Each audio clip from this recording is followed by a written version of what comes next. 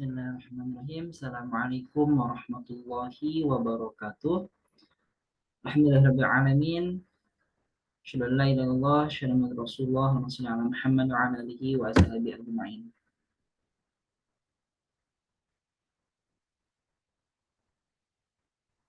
Ya, alhamdulillah rekan-rekan sekalian, pada pagi hari ini kita lanjut lagi ngobrol kita di Edward Talk, di Edward TV, YouTube-nya Edward TV. Silakan teman-teman bisa subscribe dan juga bisa menyampaikan komentar, kritik, sarannya. Dan insya Allah kita kedepannya akan terus berfokus pembahasan di tentu di dunia Islam, khususnya lagi di beberapa pembahasan berfokus pada dunia remaja, ya dunia remaja, dunia hijrah dan seterusnya. Ada satu fenomena yang menarik belakangan ini, khususnya mungkin beberapa bulan kemarin atau mungkin beberapa pekan lalu sempat viral sebuah surat cinta, ya surat cinta yang dibuat oleh seorang anak SD, viral di TikTok, surat tulisan tangan yang mungkin kelihatan banget anak SD-nya, ya tulisan tangannya khas, dan kabar ditulisnya oleh seorang siswa kelas 6 untuk teman wanitanya. Ini mungkin teman-teman ada yang masih ingat bagaimana isinya itu begitu vulgar, begitu apa ya, intim, bahkan sampai ngomongin hal jilat menjilat, nauzubillah min dzalik, dan ini sempat viral gitu. Dan ini tuh bukan hanya saat itu saja. Tentu banyak terjadi kasus-kasus lain yang mungkin sampai viral, sampai mungkin tidak sampai viral juga, hanya sekedar di lingkungan sekolah saja, di circle-nya saja, tapi artinya kasus seperti ini tuh bukan hanya satu dua, tapi banyak. Bahkan mungkin di generasi kita, bahkan mungkin di generasi kita sendiri itu sering gitu ya. Dulu kita juga melakukan apa ya, kayak kirim surat menyurat, cinta-cintaan dan lain-lain, tapi tentu itu sangat apa ya, sangat belum sampai ke arah vulgar. Mungkin itu yang kami rasakan di zaman kami, tapi mungkin di zaman kami itu ada satu dua yang sudah sampai ke arah sana. Dan ini tentu sangat miris sekali kalau kita lihat, kita yang sekarang hari ini melihat fenomena degradasi moral terjadi di anak-anak kita gitu ya, sebut saja anak-anak kita, karena mereka adalah generasi penerus bangsa, generasi yang akan melanjutkan perjuangan kita. Kalau seandainya generasinya masih seperti itu, bagaimana bangsa ke depannya? Coba kita berpikir, gimana ceritanya kemudian seorang anak SD udah bisa berbahasa yang dewasa gitu ya. Dalam tanda kutip dewasanya itu hal-hal vulgar dan intim. Apa yang kemudian mereka konsumsi sehingga otaknya bisa berpikir sampai serusak itu? Kan ini pertanyaan yang harus kita pecahkan dan cari solusinya. Dan tidak bisa kita biarkan. Dan bisa kita simpulkan bukan hanya karena orang tuanya, bukan karena hanya lingkungannya, bukan karena pribadinya, tapi sangat kompleks dan seperti lingkaran yang saling menyatu. Mulai dari pribadi yang tidak mendapatkan perusahaan akidah, orang tua juga yang mungkin abai dalam mendidik anaknya, lingkungan yang rusak, media yang juga mendukung. Ya, hari ini media Masya Allah begitu memberikan apa ya, informasi-informasi yang cenderung merusak, apalagi anak-anak gitu ya. Dengan mudahnya anak-anak bisa mengakses sosial media, yang mana artis-artis saja sudah mungkin setengah telanjang gitu ya.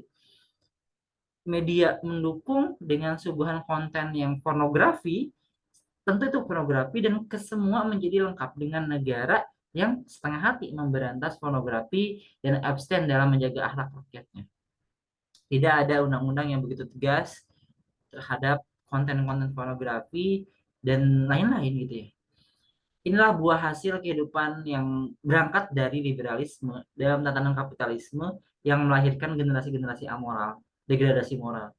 Dan lihatlah kerusakan hari ini begitu nyata terjadi dalam segala aspek kehidupan ketika aturan Allah SWT terus diabaikan.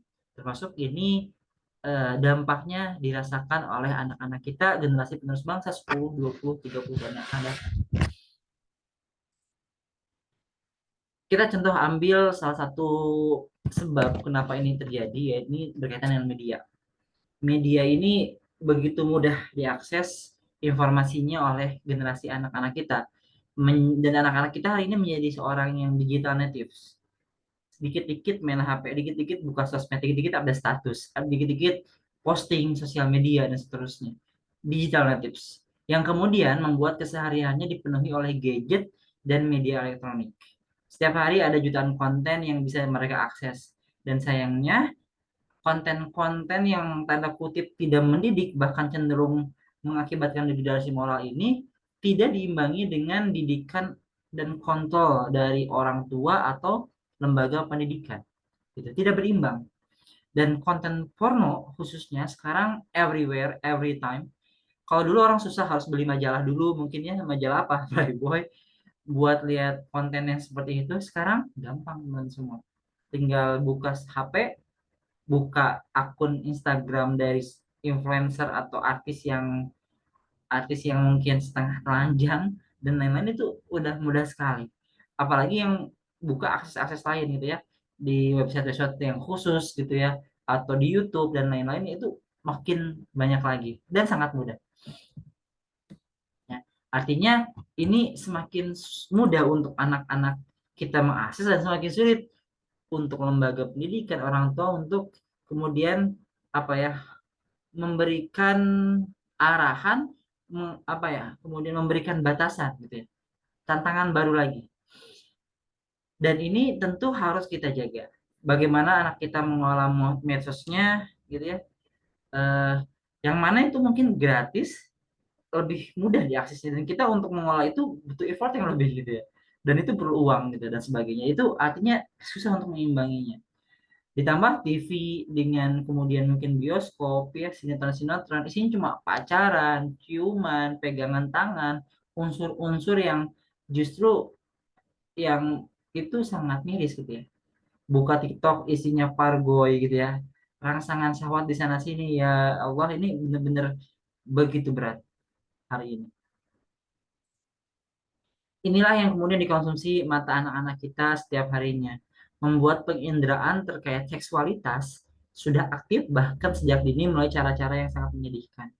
Kalau di konten sebelumnya saya pernah bilang bahwasannya pacaran itu berbahaya karena sentuhan fisik, aktivitas dalam pacaran itu menyebabkan beberapa anggota tubuh kita, bagian tubuh kita, otak, kemaluan, kemudian mungkin beberapa anggota tubuh lainnya itu meningkat suhu tubuhnya 1/10 derajat Celcius atau bahkan lebih, yang itu berkaitan dengan gairah seksual.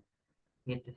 Ditambah sekarang dengan di HP saja pun tentu bisa meningkatkan gairah seksual ketika kita melihat konten-konten yang mungkin nggak vulgar banget gitu, tapi eh, mengarah ke sana gitu ya. Entah entah dengan bahasanya, entah dengan pakaiannya dan lain-lain itu mengarah ke sana. Dan itu semuanya gratis tuh semua. Masya Allah. Di samping lain, peran ibu dialihkan dan tugas pengasuhan ditinggalkan demi kapitalisasi. Ibu-ibunya mungkin kurang begitu apa ya, mengoptimalkan perannya sebagai madrasatul ula karena peran-peran lain. Karena dikapitalisasi. Anak diasuh oleh lingkungan rusak, ditambah negara yang masih setengah hati dalam menuntaskan pornografi. Gak heran akhirnya lahir generasi yang isi kepalanya cuma seks, otaknya rusak.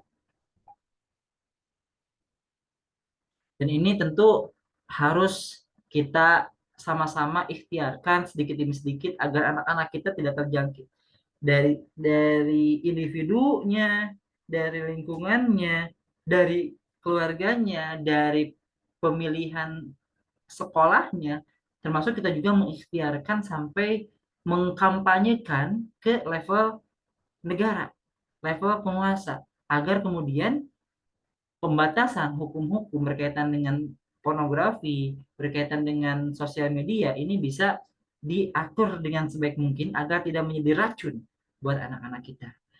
Mudah-mudahan bermanfaat teman-teman semua, sama-sama kita muhasabah dengan fenomena ini. Terima kasih. Assalamualaikum warahmatullahi wabarakatuh.